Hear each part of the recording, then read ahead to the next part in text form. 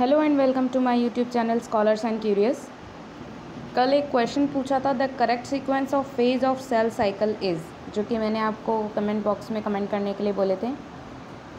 तो इसका आंसर रहेगा फेज़ सबसे पहले आएगी G1, then S, then G2, उसके बाद आएगी M। तो ये सेल साइकिल के जो फेजेज़ हैं, फेजेज़ ऑफ सेल साइकिल, ये क्या हैं, इनके बारे में थोड़ा डिस्कस हम करते हैं। आंसर इसका होगा 4, G1 phase, S phase, G2 phase, then M phase. ये फेज़ क्या हैं, इनके बारे में थोड़ा देखते हैं। सबसे पहले आएगी G1 फेज़। तो G1 फेज़ क्या है, इसमें जो सेल्स रहते हैं उनकी ग्रोथ होती है, तो इसे ग्रोथ फेज़ भी कहते हैं। जो सेल्स रहती हैं उनकी ग्रोथ होती है तो इसे ग्रोथ फेज़ भी कहते हैं। और ये M फेज़ और S फेज़ के मिड में एक लैप होती है। फिर आता है अपना S फेज़। तो S फेज़ में DNA जो रहता है वो कॉपी का फॉर्मेशन करता है, DNA के समान जो प्रतिकृति बनाता है, यानी इसमें DNA के रेप्लिकेशन की प्रोसेस होती है। क्योंकि इसमें जो न्यू DNA का फॉर्मेशन होता है, सिंथेसिस होता है, इसलिए इसे S फेज़ इसलिए कहते हैं, DNA सिंथेसिस फेज़। इसमें क्या होती है, DNA सिंथेसिस होता है, तो इसलिए इसे S फेज़ कहते हैं। फिर इसके बाद आती है G2 फेज़। तो G2 फेज़ जो है वो S फेज़ और M फेज़ के मिड में आती है, जिसमें भी होती तो ग्रोथ ही है, लेकिन इसमें जो ग्रोथ रहती है, जो सेल्स रहती हैं वो ग्रोथ तो करती हैं, इसी के साथ साथ क्या हो जाती हैं, वो प्रिपेयर हो जाती हैं, प्रिपरेशन हो जाता है सेल्स में माइटोसिस के लिए। सेल्स जो रहती हैं वो प्रिपेयर हो जाती हैं माइटोसिस के लिए। नेक्स्ट आती है हमारी M फेज़। तो M फेज़ जैसा कि नाम से है कि माइटोसिस के लिए प्रिपेयर होती हैं, तो नेक्स्ट फेज़ है M फेज़। इसमें क्या होता है कि जो माइटोसिस की सारी प्रोसेस होती हैं, माइटोसिस में जो रहता है प्रोफेज, मेटाफेज, एनाफेज, टीलोफेज, जो 4 इसकी फेजेज, सब फेजेज रहती हैं, वो इस फेज़ में M फेज़ में क्या होती है, चारों परफॉर्म की जाती हैं। पहले प्रोफेज, फिर मेटाफेज, फिर anaphase and then telophase. Okay, तो अब देखिए इस सेल साइकिल में क्या रहता है कि जो M फेज़ है वो मेन फेज़ होती है, ठीक है, चक्र की सबसे प्रमुख प्रावस्था होती है। M फेज़ में क्या होता है कि जो कैरियोकाइनेसिस और साइटोकाइनेसिस, कैरियोकाइनेसिस मतलब कोशिका विभाजन और साइटोकाइनेसिस होता है हमारा जीव द्रव्य विभाजन। तो इस तरह की जो प्रोसेस हैं वो माइटोसिस वाली M फेज़ में, यानी M फेज़ में ही होती हैं। तो ये G1 phase, S phase, G2 phase और M फेज़, इस तरह का क्या रहता है, इनका सीक्वेंस रहता है। इसी बीच में एक फ़ेज़ आती है G0 फेज़। तो जो G0 फेज़ होती है, G0 फेज़, ये गैप फेज़ बोल दीजिए या रेस्टिंग फेज़ बोल दीजिए। यहाँ पे क्या होती है, रेस्ट किया जाता है सेल्स का, किसी तरह की कोई प्रोसेस नहीं होती है। अब आपको दिख रहा होगा कि यहाँ पे सब लिखा है, ये जो G1, G0, S फेज़ और G2 फेज़ हैं, ये क्या हैं, इंटरफेज़ हैं, इंटरफेज़ है। और दूसरी है अपनी माइटोसिस, जो ये वाला पोर्शन दिख रहा है। तो इंटरफेज़ से क्या मतलब होता है कि जितनी भी प्रोसेस हैं, जितने भी फेज़ हैं, G1, S और G2, इंटरफेस का मतलब ये होता है कि इनमें होने वाली प्रक्रियाओं को माइक्रोस्कोप के अंडर स्टडी नहीं कर सकते।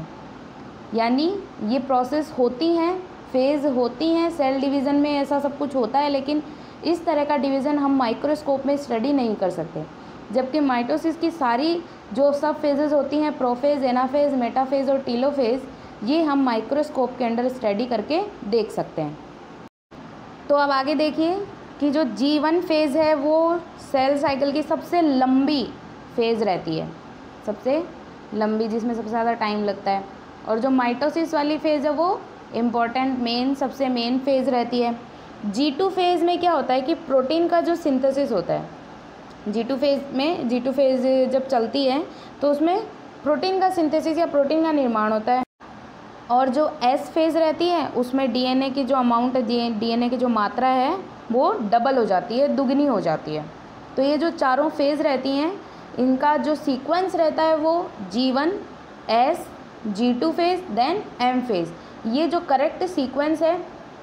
और सेल साइकिल में इंटरफेज़ रहती हैं, जिनकी इंटरफेज़ जो रहता है उनमें कौन कौन सी फेजेज़ आती हैं, तो वो है G1, S, G2। जो G0 है वो रेस्टिंग फेज़ है, गैप है छोटा सा, इसमें सेल में किसी तरह के कोई फंक्शन नहीं होता है। इसके बाद जस्ट आता है M फेज़, जिसमें डिवीज़न, सेल डिवीज़न की प्रोसेसेस जो होती हैं वो यहाँ पे परफॉर्म की जाती हैं। तो ये था सेल साइकिल के बारे में, जिसमें 4 फेजेस थी, उनके बारे में थोड़ा थोड़ा बताया था। इस पे डायरेक्ट क्वेश्चन भी बनते हैं। और चलिए नेक्स्ट देखते हैं। तो नेक्स्ट है how does steroid hormone influence the cellular activities. जो सेलुलर एक्टिविटीज़ होती हैं, कोशिकीय क्रियाएं, उनको जो स्टीरॉयड हार्मोन होता है वो कैसे इन्फ्लुएंस करता है या प्रभावित करता है। तो इसमें ऑप्शन आंसर रहेगा second one, binding to DNA and forming a gene hormone complex. DNA से बंधकर एवं जीन हार्मोन कॉम्प्लेक्स बनाकर। तो जीन हार्मोन कॉम्प्लेक्स से बनाकर और डीएनए से बंधने के बाद में क्या होता है, जो स्टीरॉयड हार्मोन है वो सेलुलर एक्टिविटीज़ को इन्फ्लुएंस करता है। तो steroid hormone directly enter into the cell and bind with intercellular receptor in nucleus to from hormone receptor complex. Hormone receptor complex interacts with the genome. चलिए next देखते हैं।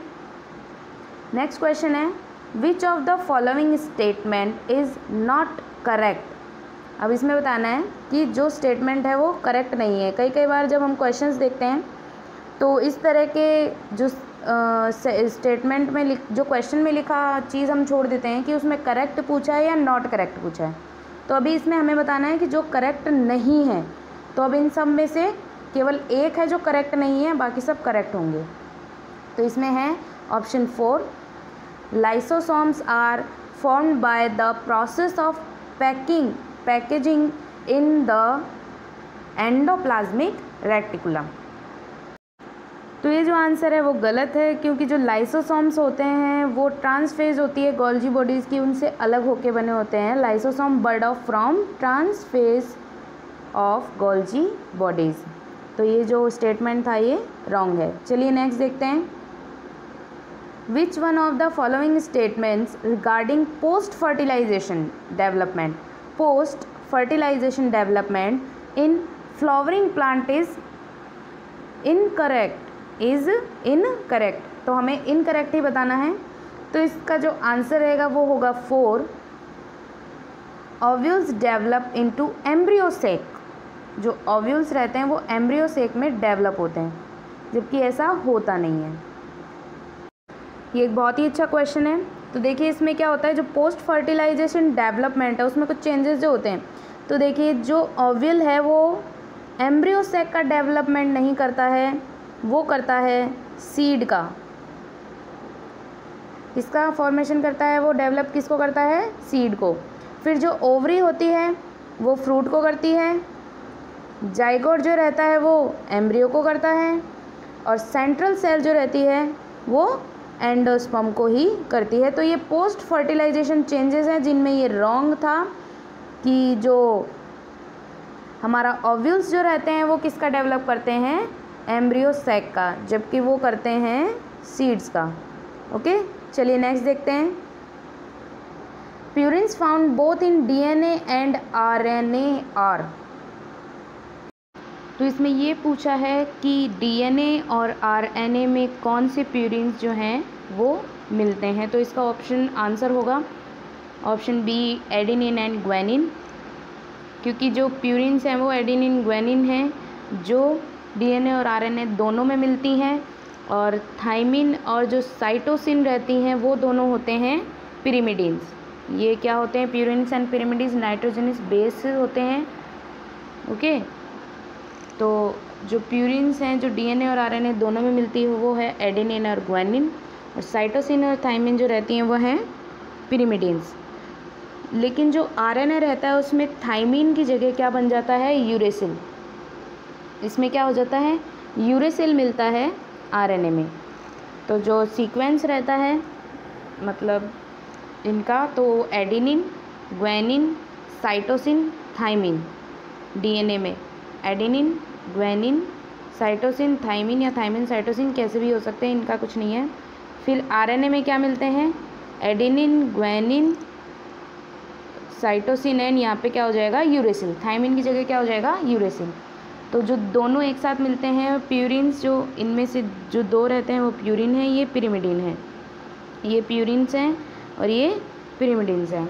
Okay तो purine pyrimidine जो रहते हैं ये एडेनिन, ग्वानिन, साइटोसिन, थाइमिन और uracil हैं, और एडेनिन और जो ग्वानिन है ये प्यूरिन्स हैं जो डीएनए और आरएनए दोनों में मिलते हैं। So thanks for watching my video. अगर अभी तक आपने मेरा चैनल सब्सक्राइब नहीं किया है तो प्लीज़ कर लें, क्योंकि हम डेली डोज में नीट के क्वेश्चंस जो रहेंगे डिस्कस करेंगे, और इन्हीं क्वेश्चंस के बाद में मैं टॉपिक वाइज जो क्वेश्चन आते हैं नीट में पूछे जाते हैं पॉसिबल सभी क्वेश्चंस आपके लिए अवेलेबल करवाऊंगी। और आज जितने अभी तक हमारे क्वेश्चंस हो चुके हैं, इतने क्वेश्चंस की जो PDF है वो आज आपको मिल जाएगी। इसी वीडियो के डिस्क्रिप्शन में जाके देखिए, आपके लिए मैंने एक लिंक डाला है जहाँ पे आपको इन क्वेश्चंस की PDF अवेलेबल होगी। और please tap the bell icon, जिससे क्या होगा कि आपको मेरा न्यू वीडियो आते ही नोटिफिकेशन आ जाएगा और आप लेट नहीं होंगे। लाइक कीजिए अगर आपको मेरा कंटेंट और वीडियो पसंद आया। Thank you.